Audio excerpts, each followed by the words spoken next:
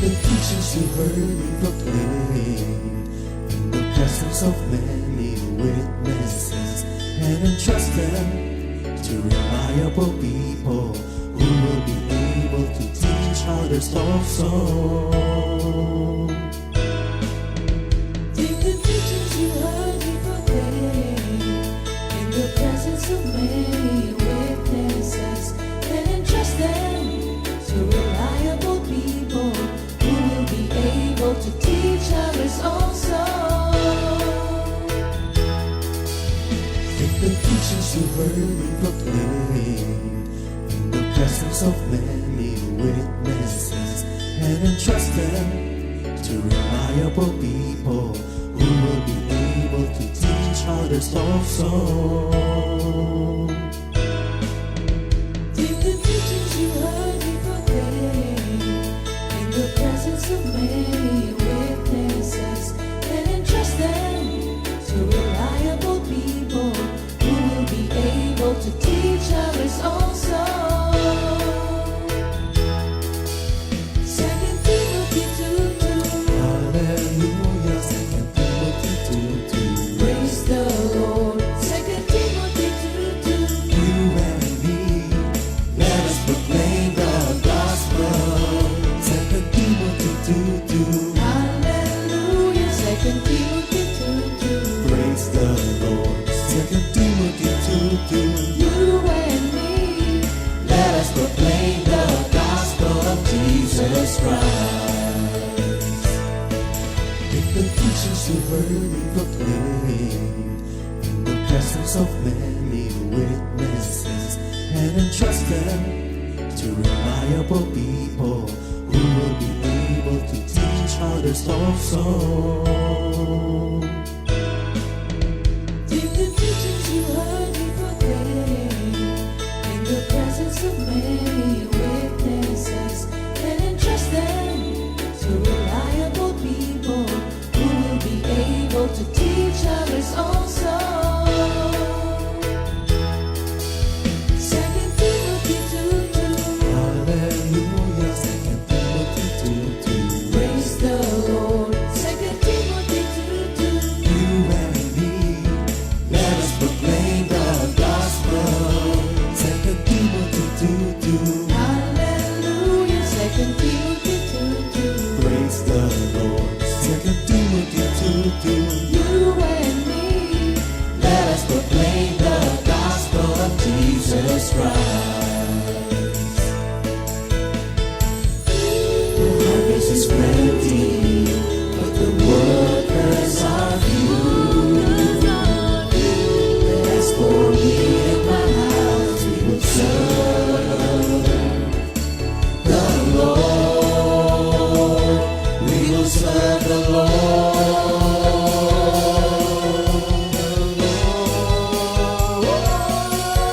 2 Timothy 2:2. Hallelujah. 2 Timothy 2:2. Praise the Lord.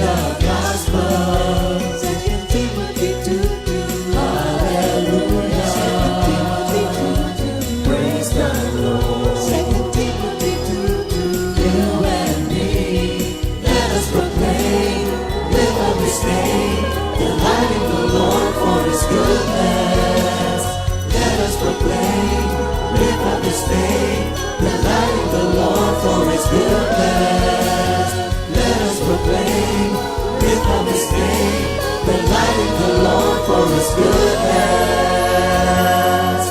and His love.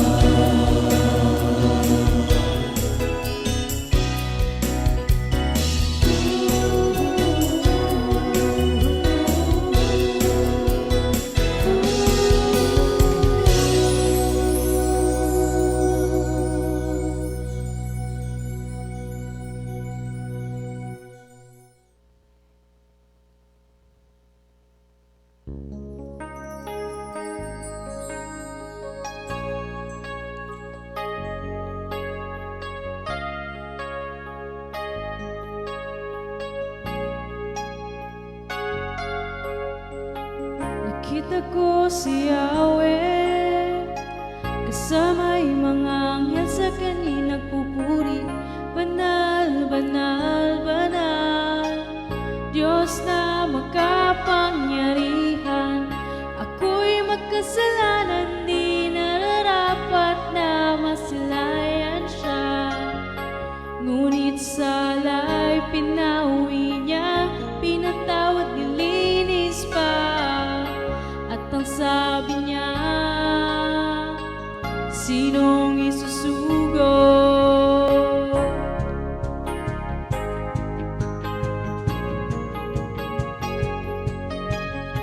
Nakita ko si Yahweh kasama yung mga anghel sa kanya nagpupuri.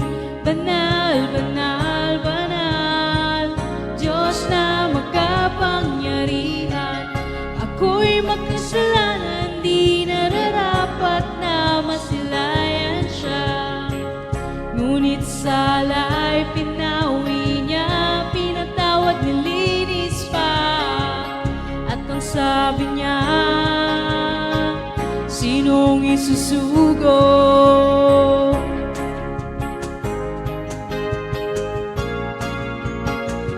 Narito ako, maglilingkod sa'yo. Narito ako kung isugo mo. Narito ako, maglilingkod sa'yo. Narito ako, ahayo at iyayag ang salita mo.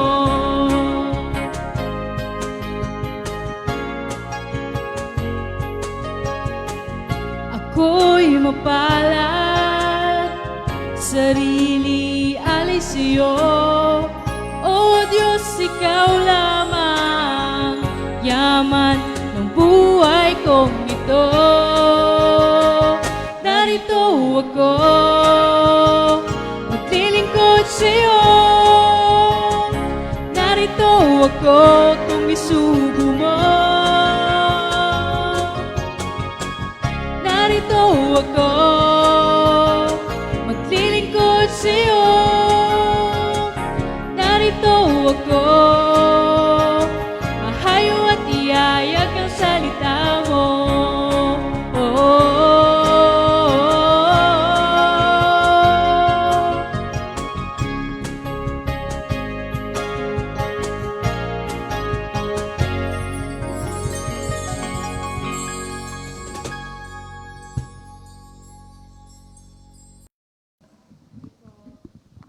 Good morning mga kapatid. Purihin ang Panginoon. Good morning. Purihin ang Panginoon. Glory to God. Isa na namang umaga ibinigay ng Diyos sa atin upang tayo po ay makapag-aral ng kanyang mga banal na salita. Maraming salamat sa iyo, Panginoon.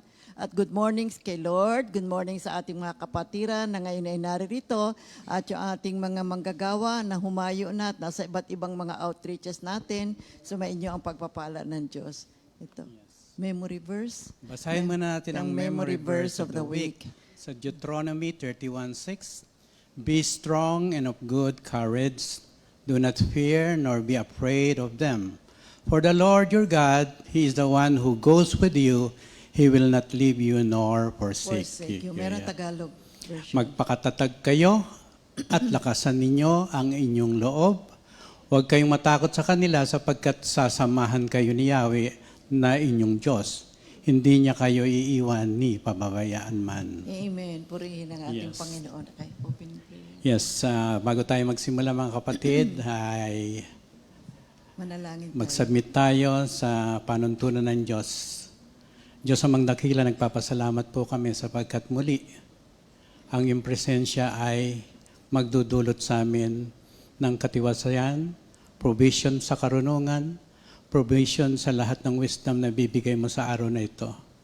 At nagpapasalamat muli kami sa mga biyayang tinatanggap namin sa araw-araw na patuloy at hindi nagkukulang. Kaya naman sa umagang ito, Lord, patuloy ang iyong favor, graces para sa aming lahat na ngayon ay patuloy na ginagampanan ang tungkulin na ibinigay mo sa amin.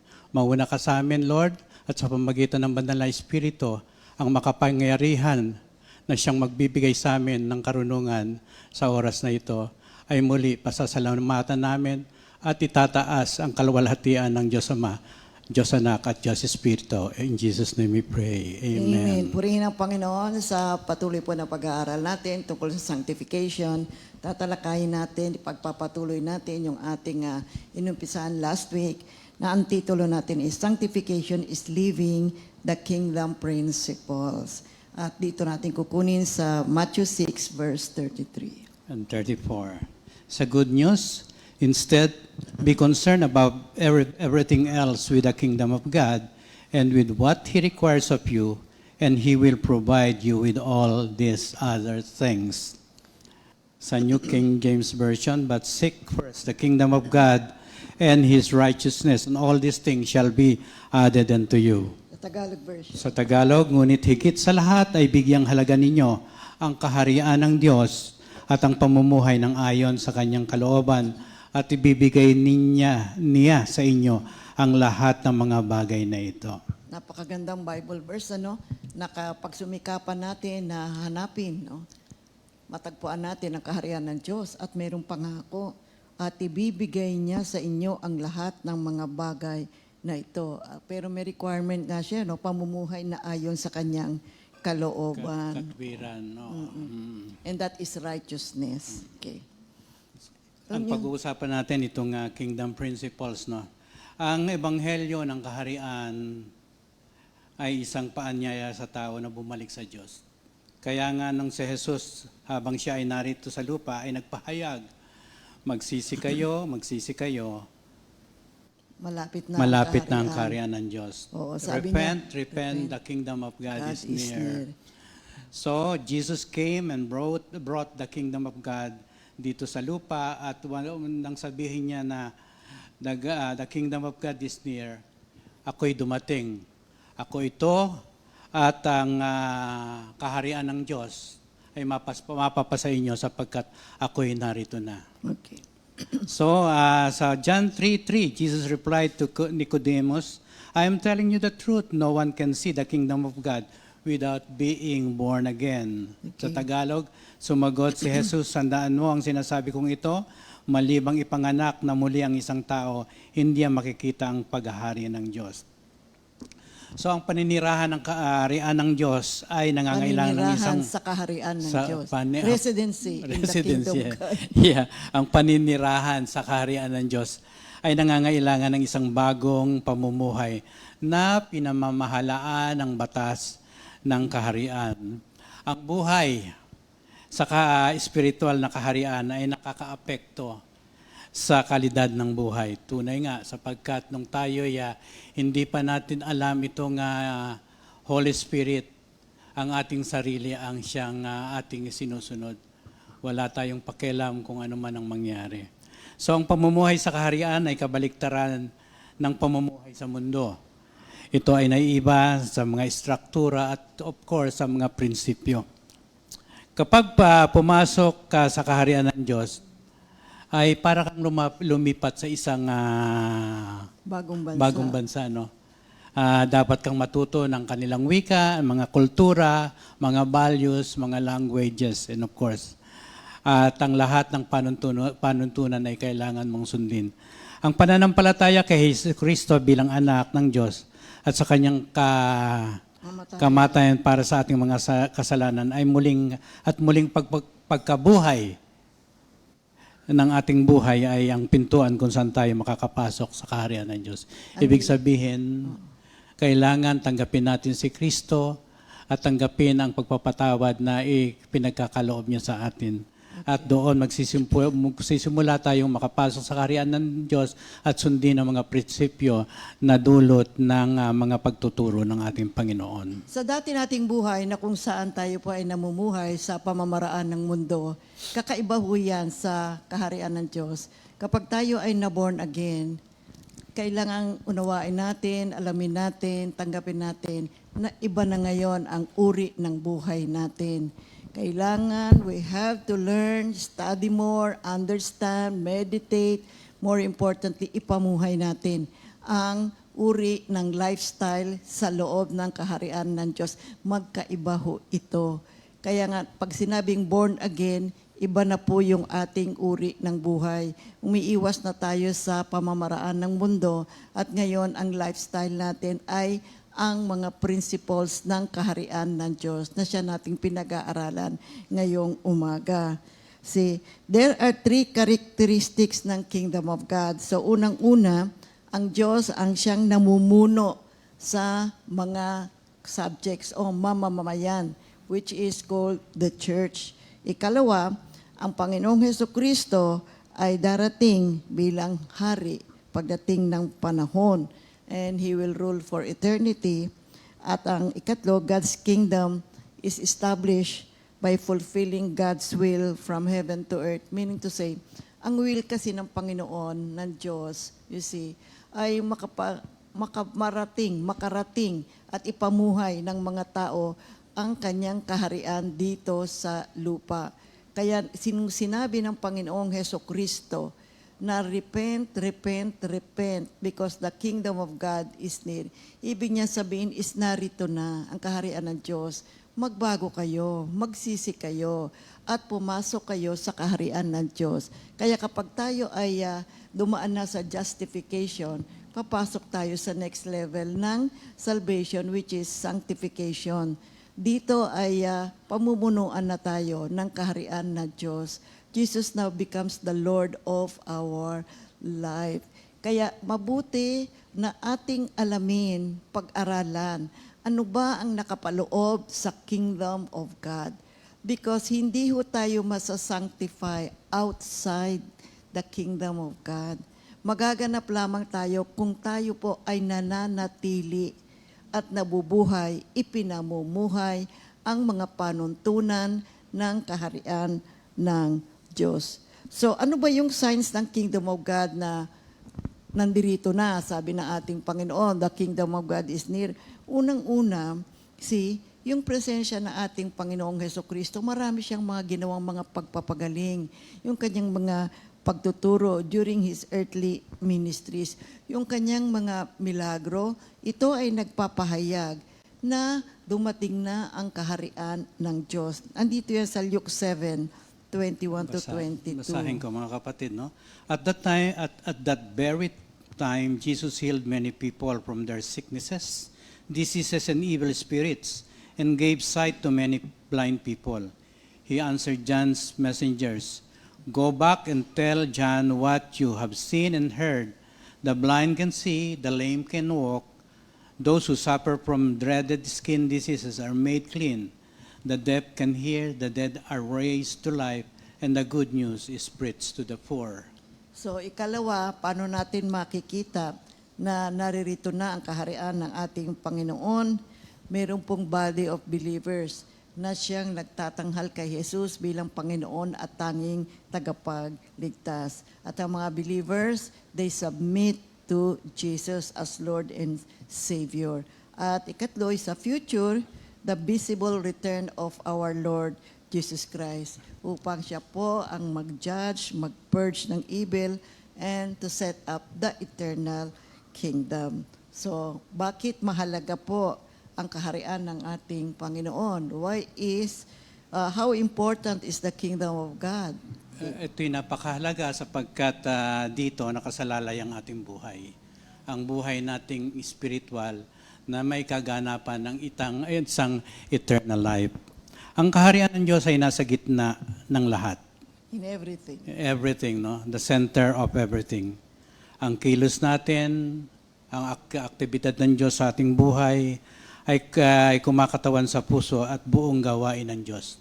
Lahat ng nangyayari sa atin, kapaligiran, ay nakikita ng Diyos at kung tayo magsasabit sa Kanya, nakapasok nga tayo sa kaharian ng Diyos at may tatatag natin ang Kanyang kaharian sa lupa.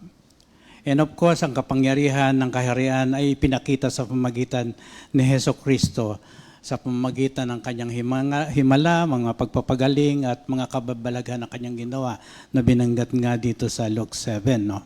Bilang mga mananampalataya kay Kristo Jesus, dapat nating ipahayag ang mensahe ni Kristo sa pamamagitan ng pagtutok sa kaharian ng Diyos na siyang puso ng mga salita ni Jesus habang siya ay naririto sa lupa. Kasi yan ang central theme ng mga mensahe ng Panginoong Hesukristo nung siya ay narito sa lupa. Kapag inyo pong pinag-aralan niya mga gospel books, lagi pong itinutuon ng Panginoong Hesukristo ang lahat ng kanyang mga activities towards the kingdom of God. Kasi ang nais niya ay malaman ng mga tao ang tungkol sa kaharian ng Diyos. So, how important is the kingdom of God to the body of Christ? Ang mensahe ng kaharian ay isa pong magandang balita, mabuting balita, good news. At ito ay umiiral sa ating mga believers. Ito po ay mabuti at dapat nating ipahayag. Gawin din natin ang ginawa ng Panginoong Hesukristo na sa ating mga gawain, pagpunta natin sa mga prayer meetings, Bible studies, sa mga fellowships, we, the church, exists to proclaim the kingdom of God. Kaya sa ating mga pagtuturo, sa ating ministry, in everything, in activities na ating ginagawa, mga kapatid, sa bawat pagsamba na ating ipinagdiriwang, dapat nakatuon tayo sa kaharian ng Diyos. Kasi ang layunin po ng Diyos ay ang kanyang kaharian ay nasa puso ng mga tao. Kaya pinadala niya ang Panginoong Hesukristo. Ang tawag kasi doon, colonization. Ang nais ng Diyos, kung ano ang meron sa langit, ay maganap din dito sa lupa. Kaya ang kanyang mga layunin, alam niyo kung ano pa mga kapatid, that we are not just subjects of His kingdom, but rather, we are adopted sons and daughters. Sapagkat ang nais ng Panginoon ay hindi lang isang pamahalaan, but rather a family. Kaya nga ang tawag sa atin, the family of God. God desires a family.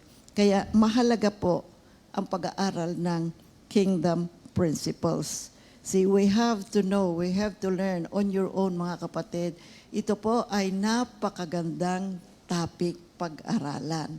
Napakaganda. And there are many articles at marami pong mga aklat ang inyong mababasa upang lumawak ang ating kaalaman tungkol sa kingdom of God at tungkol sa kingdom principles. It's a very, very interesting topic, mga kapatid. I tell you, you on your own, you go and study this. Unang-una, we must know and learn the kingdom principles. Sapagkat kung tayo ay naririto sa loob ng kaharian ng Diyos at pinaghaharian ng kaharian ng Diyos, alamin natin, ano ba itong nandirito sa loob ng kaharian ng Diyos? Ano ba itong mga principles na to? Ang example nga dito kapag halimbawa nasa Pilipinas tayo at naging citizen ka ng bansang Amerika, hindi mo naman pwedeng ipilit yung mga pamamaraan natin dito sa Pilipinas. Ganito kami, dapat ganito hindi. Kasi may sariling pamamaraan ang bansang Amerika. So, kung ikaw ay nandoon at nag-migrate ka na doon, mabuting alamin mo ang kanilang kultura, ano ang kanilang pamamaraan, ano ang kanilang salita, ano ang kanilang mga pagkilos, at kung ikaw ay naroroon na, gano'n na rin ang iyong gawi o uri ng iyong buhay. Kaya mabuti, katulad nating ngayon, na ngayon ay naririto sa kaharian ng Diyos, alamin din natin para tayo ay makapamuhay ng maayos at nagbibigay ng kaluguran sa ating Panginoon. Now, ikalawa, kailangan, if we live the kingdom principles, we will maintain our residency in the kingdom. Ano ibig sabihin? Makakapanatili lamang tayo sa kaharian ng Diyos kung ating pong ipamumuhay ang pamamaraan ng Diyos. You see, halimbawa nga, kung ikaw ay nasa Amerika at nandoon ka at ipipilit mo, hindi, ganito kami sa Pilipinas eh. Di ba? Hindi ho sila papayag. Baka ang mangyari kung ipipilit mo, hindi, ganito kami. Sa sistema namin, ganito sa Pilipinas, hindi mo pwedeng ipilit. Nasa Amerika ka eh. Di ba? Ano mangyari? Baka pauwiin ka dito sa Pilipinas. So, ganun din. How do we maintain our residency in the kingdom of God? Then, kailangan po, alamin natin. At higit sa lahat, sundin natin. Kinakailangan yon mga kapatid. Malaman natin. So, ngayon, kapag alam na natin, ipamuhay natin. Di ba? Pamuhay natin upang makapamuhay tayo ng maganda at nagbibigay ng kaluwalhatian sa ating Panginoon. Yung Ephesians 5:10. Ephesians 5:10. Verses 10, 11, 15, up to 70. Sikapin ninyong matutunan kung ano ang kalugod-lugod sa Panginoon. Huwag kayong makibahagi sa mga gawain ng kadiliman na walang ibinubungang mabuti. Sa halip ay ibunyag ninyo ang mga iyon. Kaya't mag-ingat kayo kung paano kayo namumuhay. Mabuhay kayong tulad ng matatalino at titulad ng mga mangmang. Gamitin ninyo ng lubusan para sa mabuti ang bawat pagkakataon. Sapagkat puno ng kasamaan ang kasalukuyang panahon, huwag kayong maging hangal. Sa halip, unawain ninyo kung ano ang kalooban ng Panginoon. Yung ipinahahayag ng Panginoong Heso Kristo, Jesus reveals na ang will ng Ama, ng Diyos Ama, ay ang kanyang mga believers be governed by the laws of the kingdom. Sapagkat kung tayo ay nandito, dapat sumunod tayo sa kanyang mga pamamaraan. Kaya sabi nga ni Lord Jesus dito sa Matthew 7 verse 21, Not everyone who says to me, Lord, Lord, will enter the kingdom of God, but only the person who does what my Father in heaven wants. So see, maliwanag po mga kapatid ha.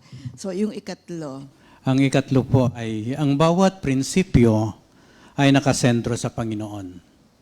Nagdadala ng kaluwalhatian sa Kanya lamang at ang katuparan ng bawat isa ay mahalaga sa malusog na buhay Kristiyano. Yes. So wala po ang ating sarili. Oo, Nakalaan ang sariling ito upang isentro natin ang ating buhay sa Diyos na nag-create sa atin, Diyos nagbibigay ng pagpapala at Diyos nagpapatalino sa atin sa ating buhay Kristiyano, mga kapatid. Ika-apat. And of course, ang Ika-apat. pang-apat, sa spiritual principles, binubuksan nito ang ating puso to the will of God. Amen. Ibig sabihin, kung ano ang kalooban ng Diyos, ay kailangan natin na ito'y ilagay sa ating puso sapagkat ito'y mag-uugnay sa Kanya at makapagbibigay sa Kanya sa isang malalim at malapitang pagkaunawa kung sino siya sa ating buhay. At natututo tayo kung paano na ipamuhay ng tama ito at nakalulugod ito sa Panginoon na nagbibigay sa Kanya ng kaluwalhatian. And of course, ang pagsunod sa Diyos ay isang gawa ng pagsamba. It is of course an act of worship.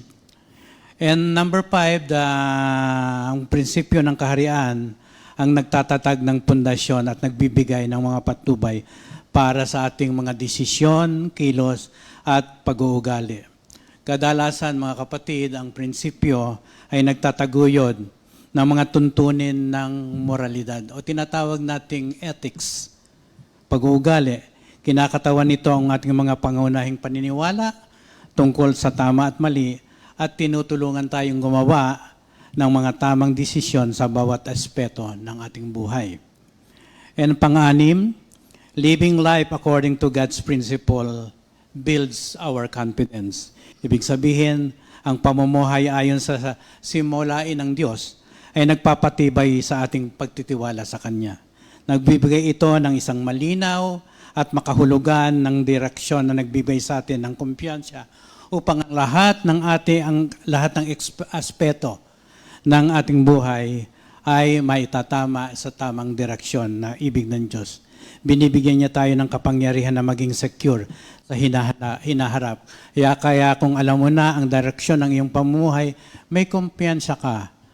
makakaharap ka sa anumang sitwasyon na iyong daraanan. Oo, malakas ang loob mo dahil Oo. kasi alam mo, yan ay mga pamamaraan ng ating Panginoon. Yung ikapito, living God's principles help us achieve our goals. Kasi kung minsan, kala natin yung ating mga pamamaraan ay tama na.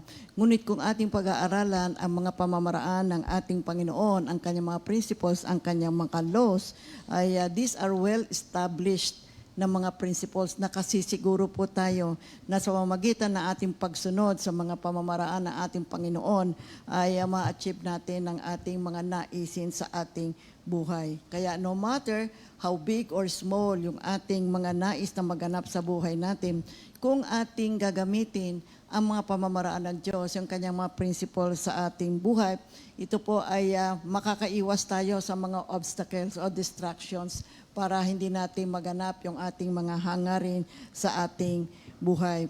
And knowing the kingdom principles give us the right direction upang tayo po ay makapamuhay ng maayos at matahimik during our sanctification process. Deuteronomy 11 verses 1 up to 2 says, Love the Lord your God and always always obey all His laws. Remember today what you have learned about the Lord through your experiences with Him. Okay, ang pagkilos ng Diyos sa buhay natin kahapon, ngayon, at sa kanyang mga pagkilos pa sa kinabukasan ng ating buhay, ay ating namnaming mabuti. Merong itinuturo ang Diyos at tinutulungan tayo na makapamuhay sa tamang direksyon ng buhay.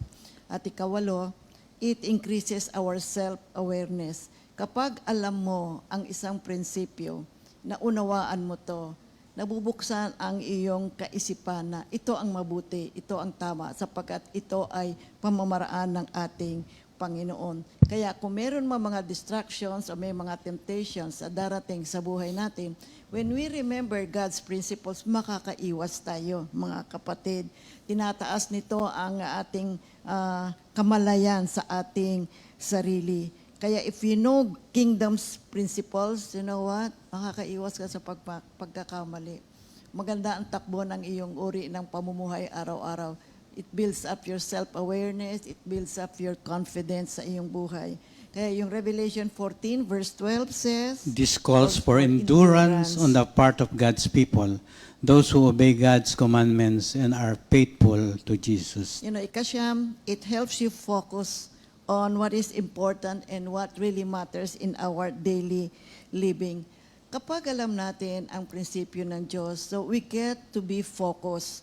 Tulad ngayon, nasa sanctification process tayo, mga kapatid. Kapag alam mo ang mga prinsipyo ng Diyos, yung kanyang mga pamamaraan, tutuon ka dito. Kasi ang purpose mo yung sanctification eh. Paano ba ako buti ng buhay ko dito sa sanctification process. So, knowing God's principle, you get to be focused. Doon ka lang tutuon para magampanan mo ang proseso na dinadaanan mo sa Diyos. Sa halimbawa, it's Sunday. What is Sunday? Sunday is worship day. Diba? Ano ba ang sinasabi ng prinsipyo ng Diyos? Diba? Sambahin mo ang ating Panginoon. So kapag alam mo itong prinsipyo ng ating Panginoon, so what do you do on a Sunday? You get ready, di ba? You prepare yourself to go to church, to worship the Lord. So ganoon, nagiging focus tayo.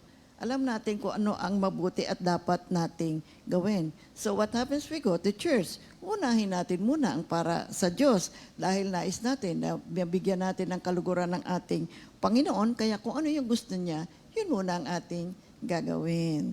Kaya nga yung, uunahin kong lagi ang Panginoon.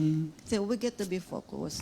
So, importante yun eh. Kaya alam niyo, napakagandang pag-aaral po talaga itong Kingdom of God. Okay. Number 10, obeying the principles of the kingdom gives you encouragement and motivation needed to stay on track. See, ito ngayon, pag alam mo ngayon yung prinsipyo ng Diyos, so alam mo, pinag-aaralan mo na ito ang kanyang gusto, ito ang kanyang nais, di ba? Nakakadiretso ka. It keeps you on track. Hindi ka ngayon sa side sweep. At kung ano man ang nais ng Panginoon, Gagampanan mo yan. At kapag ka alam mo ang prinsipyo ng ating Panginoon, kapatid, alam mo ang katotohanan. At ang katotohanan ang magbibigay sa iyo ng kaliwanagan sa iyong isip, sa iyong puso, at sa pagtahak mo sa buhay na ito. Kaya sinasabi sa atin ng Biblia sa John 8:31, If you obey my teaching, you are really my disciples. You will know the truth, and the truth will set you free. kaya natututo tayo sa katotohanan mga kapatid at pinalalaya tayo against sin. Okay. And finally, sa ang 11. principle number 11, knowing and learning the principles of the kingdom of God are guidelines that serve as a roadmap for how you should proceed. Tama nga naman, tayo nga kung may pupuntahan at hindi natin alam, Waze. itin-turn on kagad natin yung ating GSP ba yan? Ways. O yung Waze, no? Waze ngayon. O kung saan ka daraan, uy, matraffic yan, dito ka dadaan. So, napaka mabisang pamamaraan. Katulad ng sinasabi ng ating Panginoon, ito isang roadmap din. Ito yung ating tatahakin in order to reach the ultimate direction. Yung sinasabi nating eternal life. Yun po ang ating desired outcome, mga kapatid. With dedication and consistent effort, of course, these principles can help us know the gospel of God, to propel us to go forward, at anumang obstacle ay malalampasan natin sapagkat katulong natin ng Diyos sa ating pagtahak sa isang daraanan na ipinipare niya sa atin. Living a good life, Oo. an obedient life to the principles of God, you know what happens? God bless us. Tayo rin ang nabibless, mga kapatid, in our sanctification process. You read James 1, verse 25. James 1:25. But if you look closely into the perfect law that sets people free and keep on paying attention to it and do not simply listen and then forget it, but put it into practice, you will be blessed by God in what you do. Amen. Oo. Kaya makikita mo, no? Tahimik ang buhay. Ang unang-unang makikita mo dyan, may kapayapaan ka sa iyong buhay. Now, ang next question, paano mo naman malalaman kung ang isang tao ay nabubuhay according to the principles of God's kingdom? Jesus said that the test of possessing the kingdom of God was bringing forth the fruits thereof. May Kailangan bunga. may bunga, mga kapatid. Nakikita, mga kapatid. Kasi, Oo. So, kung noon ay walang nakikitang bunga sa'yo, bunga at bunga ng, wag na nating sabihin kasamaan, yung masamang pag-uugali. Ngayon, ang bunga mo ay matamis na. Nakapagdudulot na ng kasiyahan kapag kayo nakikita. Ibig sabihin, mula sa panloob, lalabas yung bungang yan. At magbibigay ng isang pagdaloy ng isang kapayapaan sa iyong buhay at makikita yan ng iyong kapwa. Katulad ng isang, meron nga kaming punong ng saging. Nung tag-init, talagang tuyot-tuyot siya. Nung nagagulan, biglang nabuhay. At ngayon yung isang bunga, yung isang puno, lumabas yung kanyang puso. Nagulat ako, bigla siyang lumabas. At yan ay isang bunga ng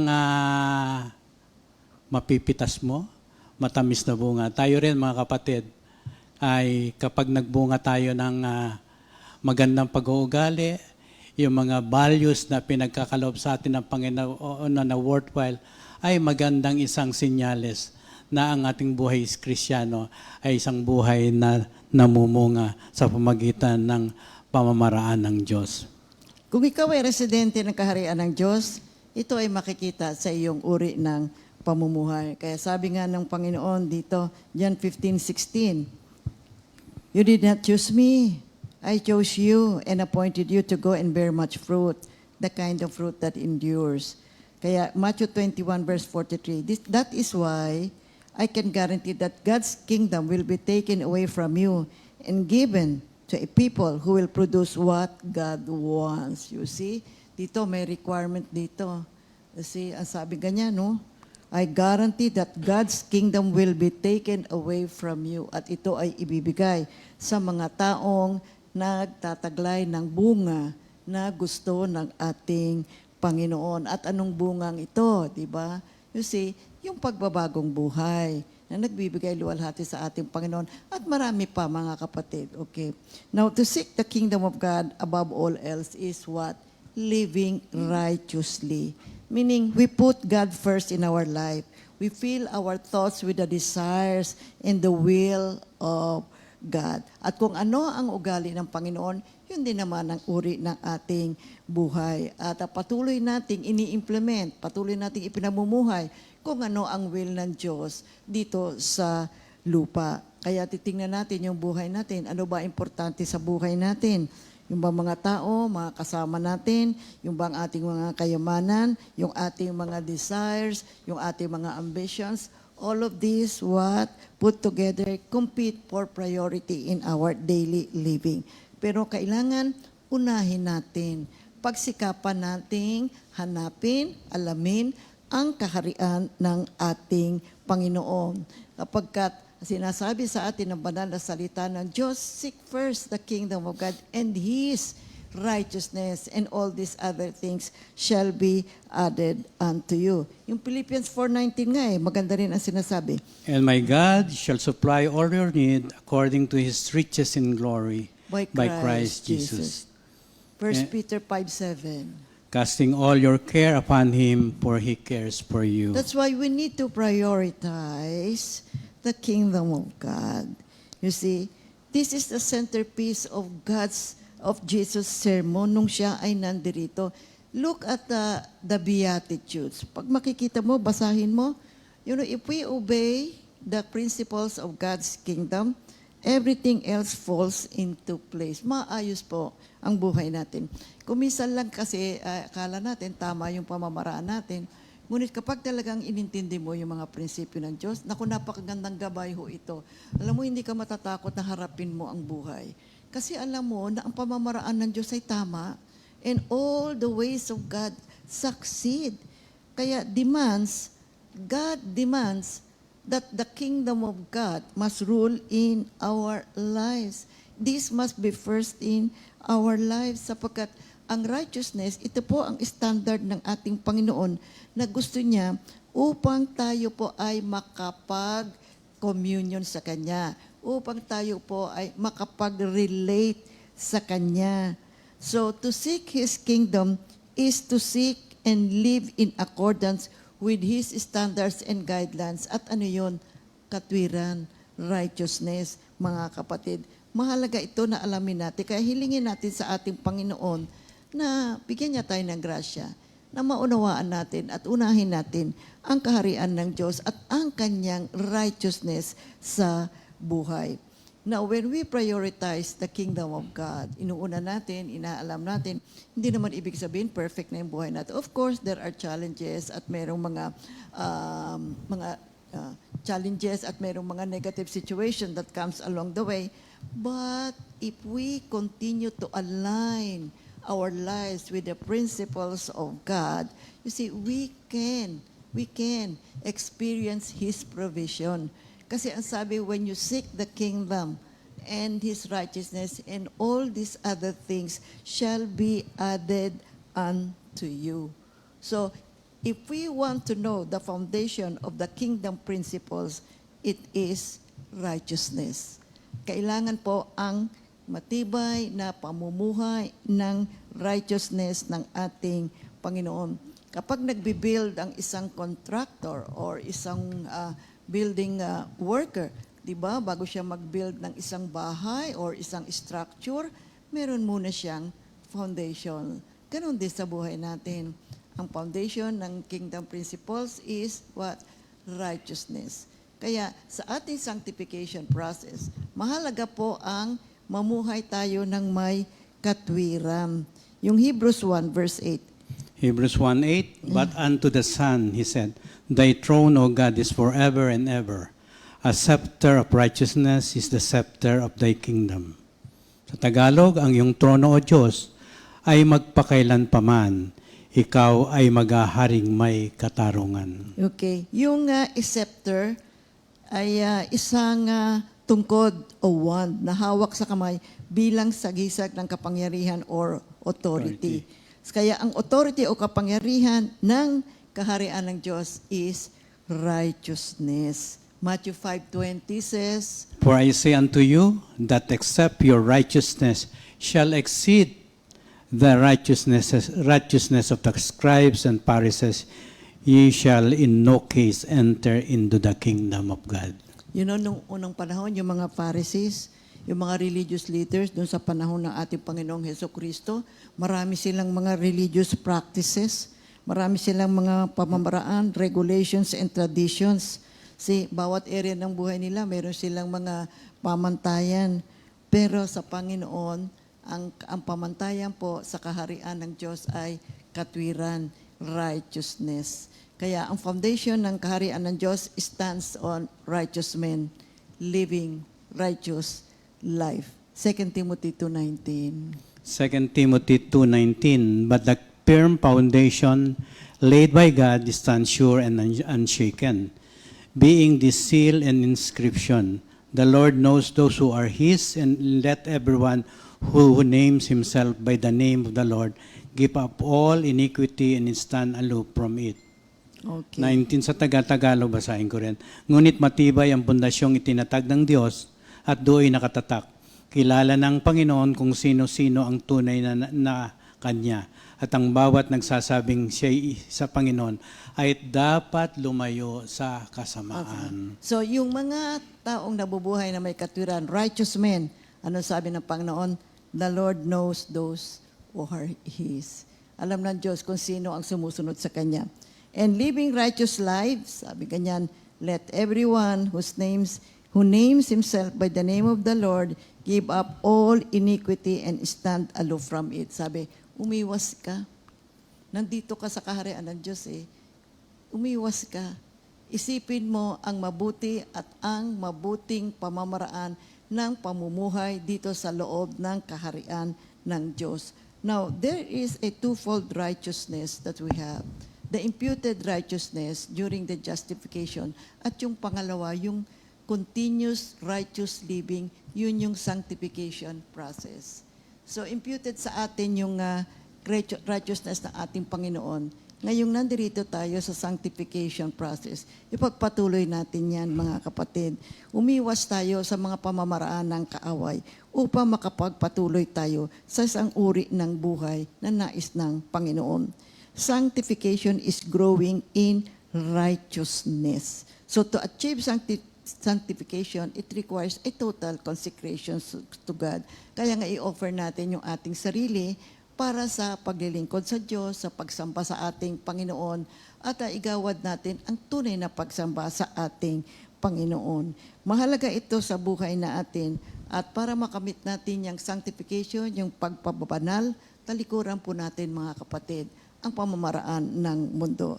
At yakapin natin, sundin natin, ipamuhay natin ang mga prinsipyo, ang mga laws, ang mga precepts ng kaharian ng ating Panginoon. Naalala ko nga sa Isaiah 28 ba yan? 16 to 17. Ito yung pinaka-plumb line, di ba? Yung righteousness, no? Plumb line, yung tamang hulog, no? Kaya hindi ka pwedeng mag-adjust ito. Kung sarili mo lang, hindi mo pwedeng adjust.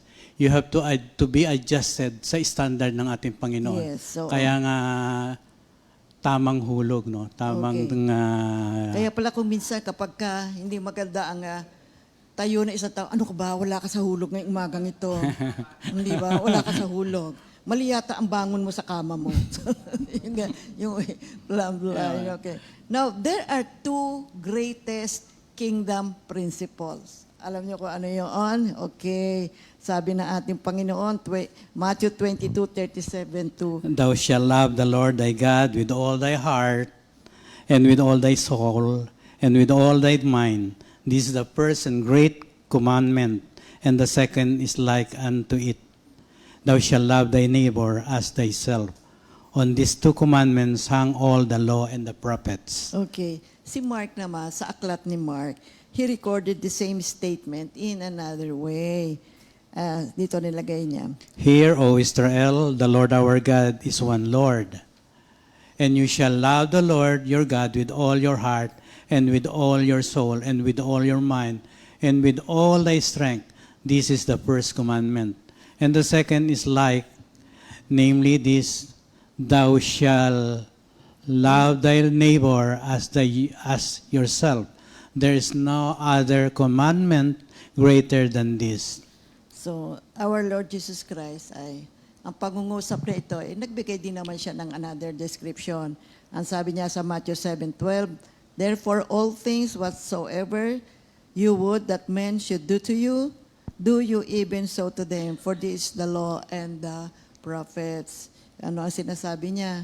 See, as you would that men should do to you, do you also to them likewise. Nakasulat din yan kapareho dito sa Luke 6:31. Kung Now, ano ang gusto mong mangyari sa iyong buhay, do unto others do unto others yan. what you want others to do unto you. So, to summarize, these two greatest greatest principle ng God's kingdom, love the Lord. Mahalin mo ang Diyos with all your heart, with all your soul, with your mind, with all your mind, and with all your strength. And loving and doing to others as you love yourself and want others to do unto you. Alam niyo po, ang lahat po ng mga principles nakapaloob po dito. They are based on these two key principles. Kaya yung each kingdom principle ng ating Panginoon sa kanyang kingdom relates either to our relationship with God and to our relationship with other people. Last week, tinalakay natin yung, marami po kasing principles eh. May nakita ako dito 26. Tinalakay natin yung unang 5. Unang-una, the kingdom principle of kings. In a kingdom, there is a king. And in our spiritual life, ang king natin ay ang ating Panginoong Jesucristo. Now, the kingdom lordship principle, whoever is king, he is also the Lord. You see, that's why Jesus is the king. He is our Lord and Savior. And the kingdom domain principle, when there is a king, there is a territory. When there is a king, meron siyang pinamamahalaan. At ating Panginoong Jesucristo as the King and as our Lord and Savior, meron siyang pinamamahalaan. Tayo pong mga mananampalataya, mga kapatid, sapagkat ang Diyos natin, ang siya ngayong namamahala sa atin. At ang kaharian ng Diyos, ang siya ngayong naghahari sa ating buhay. And then yung ika-4, tinalakay natin, the Kingdom Constitution Principle. Kung ang mga iba't ibang mga bansa ay may sariling mga laws, may sarili silang constitution, may sarili silang nakasulat na mga pamamaraan para mabuhay ka sa bansang ito, ganun din po ang kaharian ng Diyos. At yan ay nakasulat, nakalagay sa Biblia. Ito po ang constitution ng kaharian ng ating Panginoon. Nakapaloob dito ang will ng Diyos. Nakapaloob dito ang kanyang plano, ang kanyang naisin, ang kanyang mga pamamaraan. Kaya ang isang mahusay na pag-aaral ng salita ng Diyos ay napakabuti para po sa ating mga mananampalataya upang maunawaan natin kung paano tayo mamumuhay sa kaharian ng ating Panginoon. At napakagandang alamin, malaman natin, mga kapatid, magiging maayos po ang ating buhay habang tayo ay nasa sanctification process. At yung ika-5, the kingdom law principle. Ay naririto ngayon, mga kapatid, ang bawat bagay or pagkilos dito sa mundong ito, kapatid, we are all operating under a law. Yun lang mga planeta, makikita nyo nakapwesto silang lahat. Hindi ko sila nagbabanggaan because they are existing because of a law. At yung eroplano, sabi ko nga, bakit lumilipad ang isang eroplano na napakalaki, kasing laki na isang building, nakapagdadala ng mga 200, 300 people, lumilipad doon sa ere, 20 hours, 24 hours, bakit amazed ako? Amazed ako talaga sa eroplano kasi. Kasi bakit siya lumilipad? It's all because of the law of aerodynamics. Kaya ang buhay natin, we are living under a law, lalong-lalo na dito sa kaharian na ating Panginoon. Pupunta ka lang dyan sa labas, mag-drive ka lang, may law dyan, stop ka sa pula. Diba? Pag yellow, get ready. Kapag kulay green, go. Lahat po meron, mga kapatid. At kapag tatawid ka sa daan, sa kalye, Huwag ka basta tatawid ko sana, kailangan doon sa may linya. Pedestrian lanes. Sa pedestrian lane. Kung hindi, hulihin ka ng pulis. Mga ganon. Yun lang din pag lumalakad ka sa mga, diyan sa labas, di ka pwedeng basta tatayo sa isang lugar para maghintay ka ng sasakyan. No, you go to the bus stop station. Di ba? Hindi niyo ba napapansin yan? Lahat ho tayo nakapaloob sa pamamaraan or laws at kinakailangan sundin natin ang lahat ng ito. Kaya ngayon, itutuloy naman natin yung ika-anim, the Kingdom Keys Principle. Ano itong Kingdom Keys? Okay. Now, these are the precepts, the law systems in which the kingdom functions. You know, itong mga keys na to, meaning to say, these are the truths. These are the truths. Kailangan pong alamin natin at i-apply natin sa ating buhay bilang mga mananampalataya or citizens of the kingdom. Kapag ipinamuhay po natin itong mga truths na ito, alam nyo po, mabibless tayo. Tayo rin ang makikinabang, mga kapatid. You see, keys are laws. They are fixed. Hindi mo mababago kung ano ang nakasulat at kung ano ang gusto ng Diyos. Fix yun. All we have to do is sundin mo. Okay, bigyan ko yun ng isang example. You see, ito sa Mark 10:17-23. Now, ito po ay patungkol doon sa isang lalaki. Sabi niya, paano ba ako magkakaroon ng buhay na walang hanggan? Basahin ko sa Mark, no? Mark 10 yan, no? 17-23. Nang siya'y paalis na, may isang lalaking patakbong lumapit kay Jesus.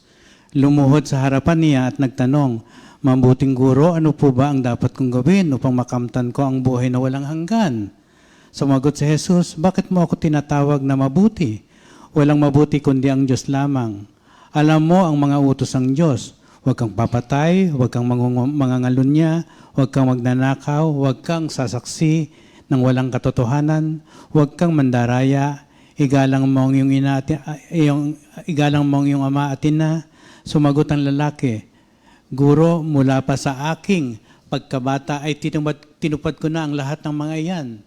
Magiliw siyang tinignan ni Jesus at sinabi, may isang bagay pa na dapat mong gawin. Ipagbili mo ang iyong mga ari-arian at ipamigay mo sa mahihirap at magkakaroon ka ng kayamanan sa langit. Pagkatapos bumalik ka at sumunod sa akin. Nang marinig ito ng lalaki, siya'y nanlumo at nalungkot at malungkot na umalis sapagkat siya'y lubhang napakayaman. Take note, di ba? Nang marinig ito ng lalaki, siya'y nanlumo at malungkot na umalis sapagkat siya'y lubhang napakayaman. Ano makikita niyo? Kasi meron ng isang key principle dito na hindi niya alam. Although he is interested in getting into the kingdom, sabi niya, paano ako magkakaroon ng eternal life, sabi niya ganyan. So meron siyang hindi alam na sinabi ngayon ng Panginoon sa kanya. Kasi nakatuon siya doon sa kanyang kayamanan. So all his life, sa kanyang buhay, he was always getting. He was always receiving.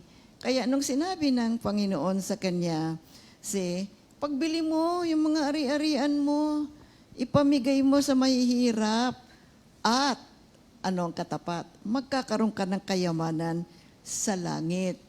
No, hindi niya naunawaan kasi hindi niya alam that the key principle here is you receive by giving. You get by giving. Kasi kaya siya yumaman, he was always receiving. Kaya tinuruan siya ng Panginoon. Pagbili mo na muna yan, pamigay mo, magkakaroon ka ng kayamanan sa langit. Hindi niya alam. Ngayon, nalungkot siya dahil kasi hindi niya alam. Now, this is an example of a key principle sa kaharian ng ating Panginoon. Kasi nasa saad sa Acts 20 verse 35. There is more happiness in giving than in receiving. Kaya nga alam niyo, mga mananampalataya, masaya pagka nagbibigay. Di ba? Bagamat tayo ay tumatanggap at marami rin naman ang nagbibigay, kasiyahan ng bawat puso ng isang mananampalataya. Hindi niya namamalayan There is a key principle din na ginagawa niya. Ngayong naririto tayo sa kaharian ng ating Panginoon, we share what we have. See, we give. Kaya yung giving is better than receiving. It's a common proverbs. See, merong mga rewards dyan ng mga matatanggap natin kapag ito po ay ating ginampanan sa ating buhay. So, yung opposite sa mundo, anong pamamaraan ng mundo? You give instead of, baliktarin mo ang pamamaraan ng mundo. Ang mundo, you receive. Yun ang gusto. Pero sa spiritual, you give. You see? Sa mundo, you hoard. Itago mo. You see? Pero sa spiritual, ano ang key principle dito? You release instead of hoarding. You see? Sa mundo, ay kapag may ginawang hindi mabuti ang kapwa mo, anong pamamaraan ng mundo? Eh di magalit ka hanggat gusto mo. Di ba? Ganoon. Pero ano ang key principle sa kaharian ng Diyos? You love. You forgive. You see? Ganoon. At sa mundo, ako ito inuuna yung sarili. But the key principle in the kingdom of God is what? Deny Focus. yourself. We do the opposite. Yun, hindi natin masyadong namamalayan na ginagampanan na natin yan, mga kapatid, na ngayon tayo ay nabubuhay sa kaharian ng ating Diyos. Kaya yung Matthew 6:19. I will give you the keys of the kingdom of heaven. What you prohibit on earth will be prohibited in heaven, and what you permit on earth will be permitted in heaven. You see? Ibibigay ko sa iyo ang mga susi ng kaharian ng langit. Ang ipagbawal mo sa lupa ay pagbabawal sa langit, at ang ipahintulot mo sa lupa ay pahintulot din sa langit. So yung number 7, the kingdom citizenship principle. Okay, madali na nating maunawaan to. Madalas nating pinag-aaralan ito, mga kapatid. You see, citizenship in a kingdom is not a right but a privilege. Na yan po ay ibinibigay at the pleasure of the king himself. And the citizens are chosen by the king and beneficiaries of the king's pleasure and promises. Kaya lang maraming mga tao, alam nyo, they don't fully understand this citizenship in the kingdom of God.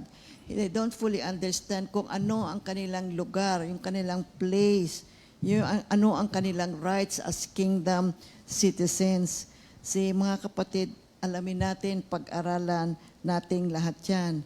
Bilang mga mananampalataya, nasa atin na po ang Espiritu ng Diyos. Kaya kailangan matutunan natin sa ating buhay ang isip at puso ng ating Panginoon. Kailangan sanayin natin to live in the kingdom of God as citizens of the kingdom. At hindi lang yun, we are also adopted sons and daughters ng ating Panginoon. Kaya yung 1 Peter 2 verses 9 up to 10, Ngunit kayo ay isang lahing pinili, mga maharlikang pari, isang bansang hinirang, bayang pag-aari ng Diyos, pinili upang magpahayag ng mga kahangahangang ginawa niya.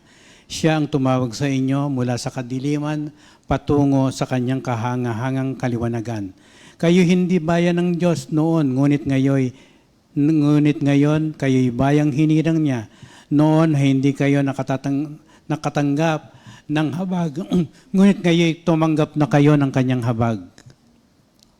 Philippians 3:20 to 21. Subalit sa kabilang dako, tayo ay mga mamamayan ng langit.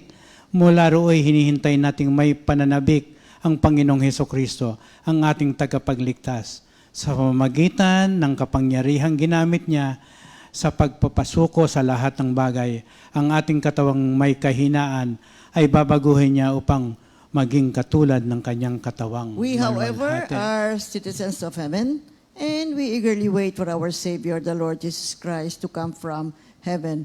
He will change our weak mortal bodies and make them like His own glorious body, using that power by which He is able to bring all things under His rule. So, why is the kingdom of God so important? Because it is a transformation of the heart and mind. Now, it is a way of believing and living in preparation for eternal life. So, if we are a believer and a follower of our Lord Jesus Christ, mga kapatid, then our citizenship is no longer of this world, but we are now citizens of the kingdom of God. So the kingdom of God refers to God's reign on earth, and consequently, dapat po nasa ating puso ang ating Panginoon. You see, pinaghaharian tayo. Kaya ngayon, it's no longer I that lives, but Christ lives in me. Yung ikawalo, the kingdom royal privilege principle. The royal privileges of the kingdom are the benefits the king gives to his citizens. Okay. So nakita naman natin, tayo po bilang mga mananampalatayang naririto sa kaharian ng Diyos, naku po, ang dami ho nating mga blessings na natatanggap mula po sa ating hari. Hindi na ho natin mabilang, overflowing, abundant. Kaya minsan nasasabi natin, pang klase talaga si Lord. Glory to God. Hindi ko akalain, kaya whatever no one saw or heard is what God has prepared for His people. Na hindi, minsan nga overflow, teka muna, sandali lang. Nabibigla ako. Overflowing na to, hindi ako makahinga. Kaganon ka na nga sa sobrang pagpapala na ibinibigay ng ating Panginoon. We have so much privileges. Ang mga pagpapalang nga ito, nasa anak na ngayon, di ba? No? Oo, nasa anak na ngayon. Iba tayo yung manggagawa. Alam nyo, maabot na sa ating mga anak. Kita nyo na lang, dito, naku mga kapatid, kung alam nyo lang, dito po sa loob natin sa Comfy, ano ba ito? Center, ang mga anak puro scholar at nasa abroad na. Ay, glory to God. Imagine mo talaga. Sino magsasabi sa atin na gagawin ng Diyos yan? Yan po yung mga benepisyo na tatanggap natin mula sa ating hari. Yan po ay ang tinatawag nating royal privilege principle. Tayo po ngayon na ibinalik na ng Panginoon sa dati nating kalalagayan. Di ba? Kung dati tayo ay namumuhay sa buhay ng kadiliman, ngayon na tayo ay nabubuhay na ngayon sa kaliwanagan. So we must learn how to think and act like royal children of a heavenly king. Dati-dati, nabubuhay tayo sa kadiliman. You know, remember, we are now, we belong to the royal priesthood of God. Dati, slaves tayo ng kasalanan, di natin namamalayan. Pero ngayon, tayo po ay mga pinagpalang, mga anak ng Diyos. Okay, Philippians 4:19 again, and with all His abundant wealth through Christ Jesus, my God will supply all your needs. Again, remember the Matthew 6:33. If we live a righteous life, sabi, seeking the kingdom of God, all these other things shall be added unto us. So how can we contribute to the kingdom of God? What kind of life do we have to live? Anong uri ng buhay ang dapat na ipamuhay natin? Righteous living, mga kapatid.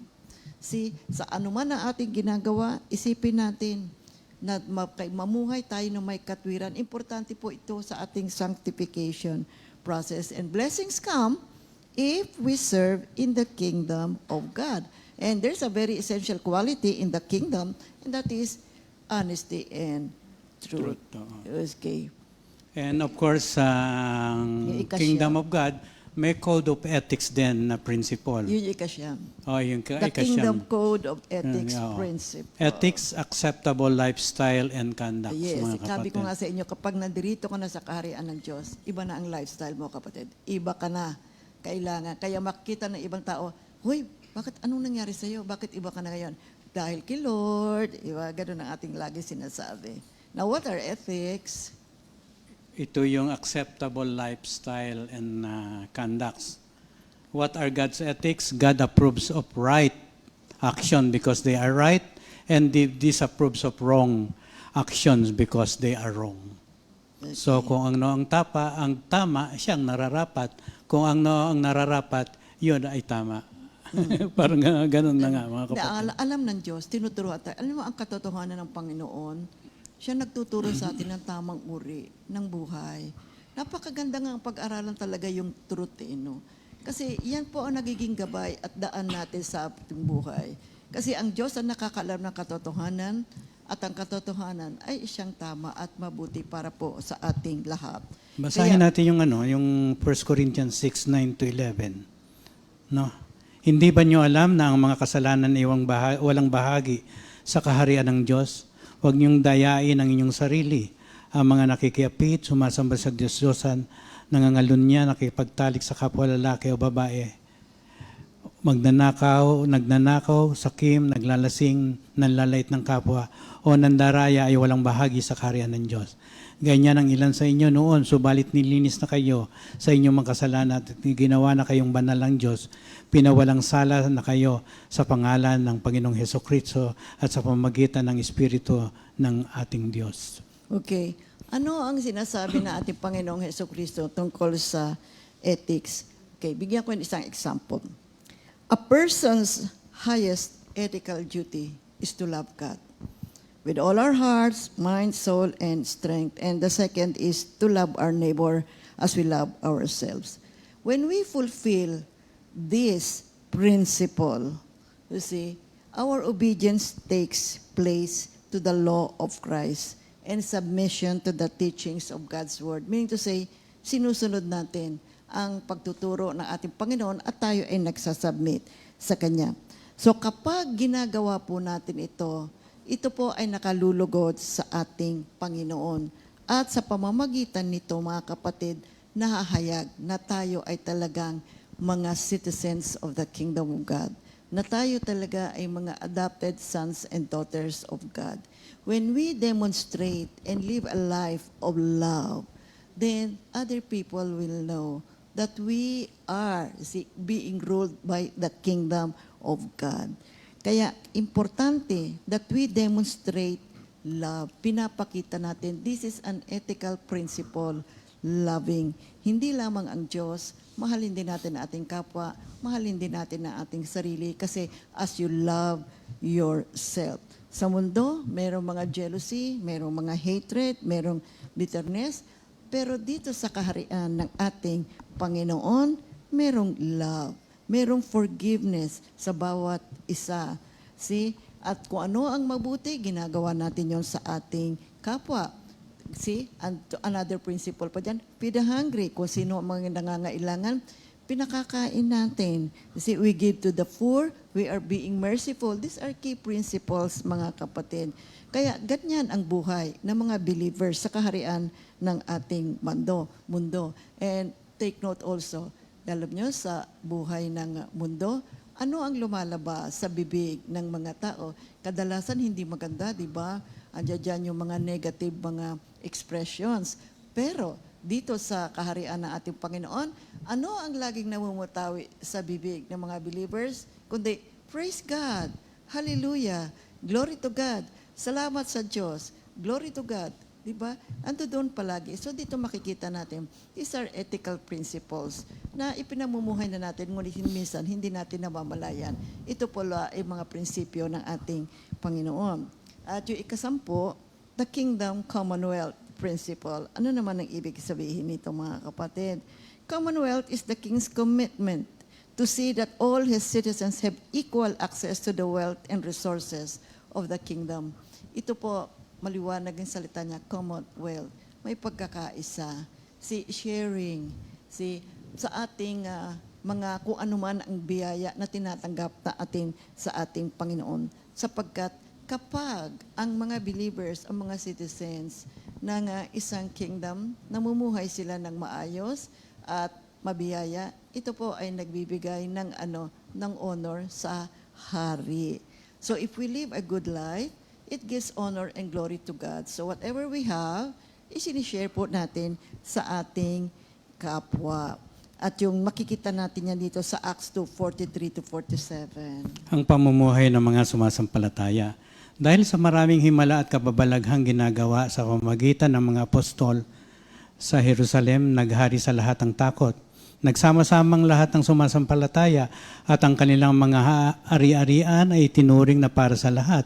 Ipinagbili nila ang kanilang mga ari-arian at ang napagbilhan ay pinamahagi sa bawat isa ayon sa kanyang pangangailangan. Araw-araw sila'y nagkakatipon sa templo at nagpipira-piraso ng tinapay sa kanilang mga tahanan na masaya at may malinis na kalooban. Nagpupuri sila sa Diyos at kinalulugdan sila ng lahat ng tao. Ang bawat araw ay idinaragdag sa kanila ng Panginoon ang mga inililigtas. Paano naman kung meron akong pangangailangan, sister, anong aking gagawain?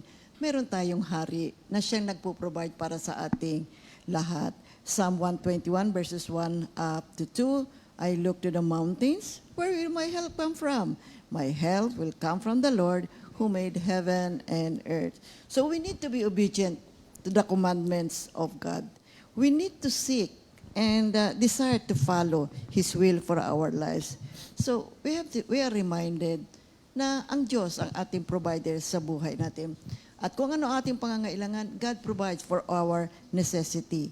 Living in the kingdom means trusting that God will provide. Being thankful kapag siya po ay nagbibigay sa atin, maliit man o malaki, magpasalamat tayo. And let us be satisfied with whatever blessing that we have received from God. However, obedience brings blessings. In Jesus' name we pray. Amen. Amen. Pagpapatuloy po natin mga kapatid. At ngayon, babatiin natin ang mga may birthday. Unang-una, Minister Arnold Pangilinan. Naku, nasa si Brother Arnold. Happy birthday to you. Purihin ang ating Panginoon. Sino pa, mga kapatid? August 9, 2024. Brother Arnold, dali ka. Sige, ano? Ayun, lumabas si Purihin Brother ang ating Arnold. Panginoon. Oh. Glory to God. Sito pa, Sister Bingbing Derada, Sister Gloria Altar, Sister Shine Diaz, Brother August Nievera. Nievera. Oy, sa inyong lahat, happy birthday. Sumainyo ang pagpapala ng ating Panginoon ngayon at magpakailanman. And enjoy this wonderful and special day God has given you. Happy birthday!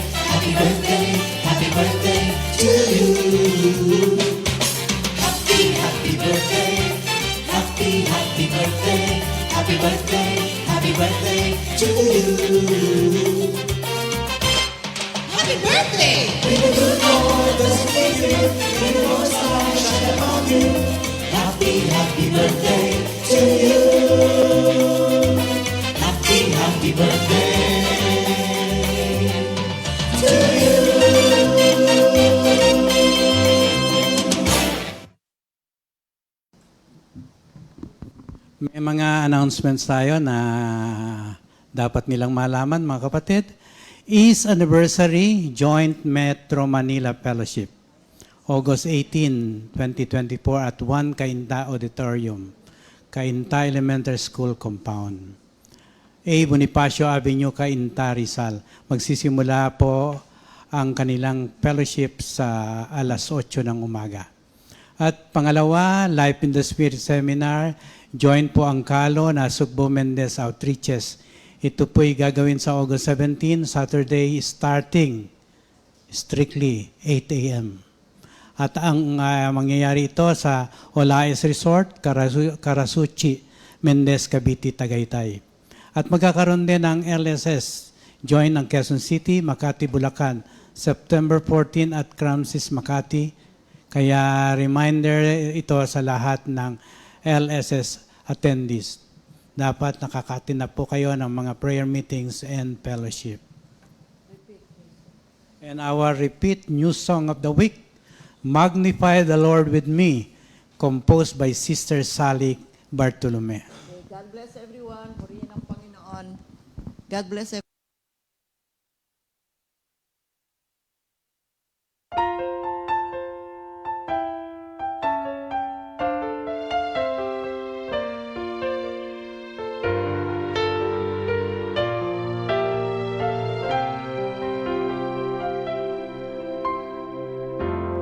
I will bless the Lord at all times. His praise shall continually be in my mouth. My soul shall make her boast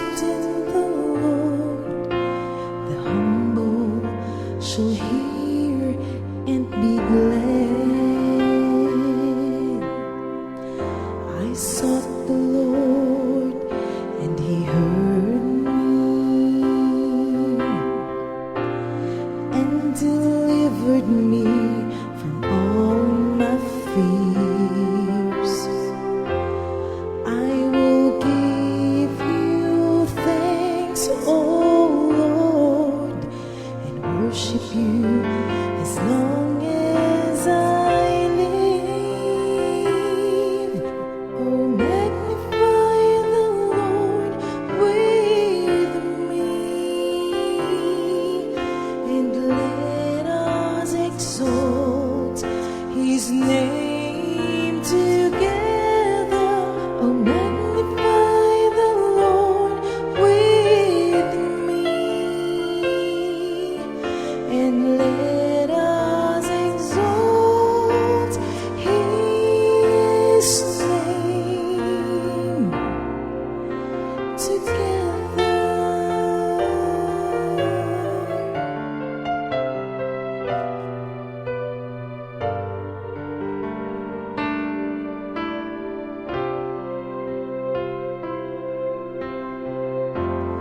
I will bless the Lord at all times.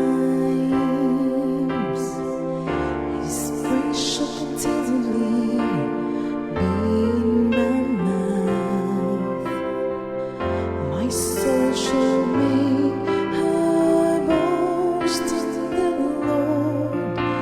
The humble shall hear and be glad. I sought the Lord, and He heard me and delivered me from all my fears. I will give you thanks, oh Lord, and worship you as long as I live. Oh, magnify the Lord with me, and let us exalt His name together. Oh, magnify the Lord with me, and let us exalt His name together.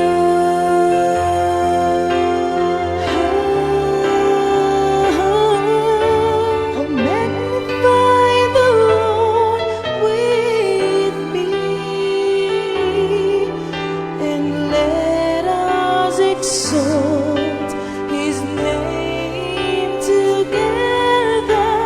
Magnify the Lord with me, and let us exalt His name together.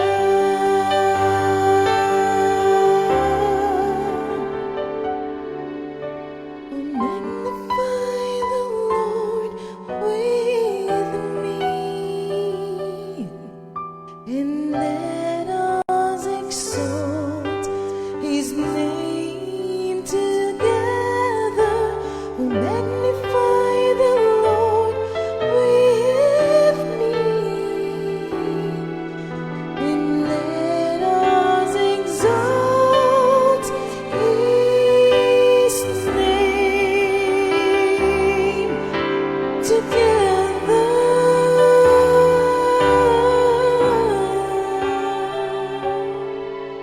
And let us exalt His name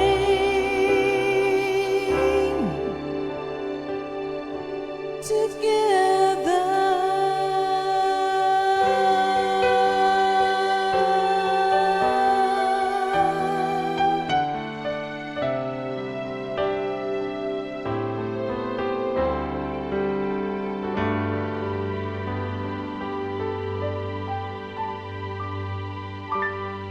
Second Timothy 2:2.